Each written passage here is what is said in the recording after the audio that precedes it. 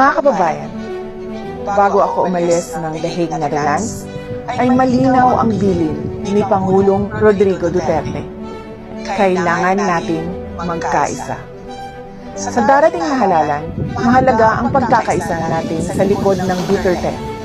Ang 10 kandidato buong puso natin sinusuportahan para sa Senado.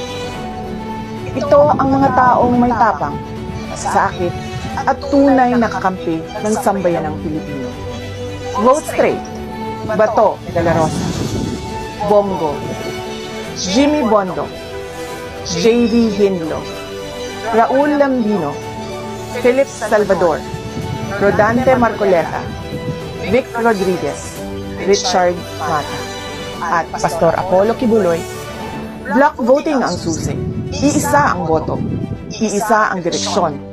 Iisa ang layunin. Ipagpatuloy ang sinimulan ni Pangulong Duterte.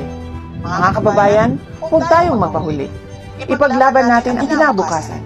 Pumili, bumoto, at manindigan para sa Duterte. Syukran.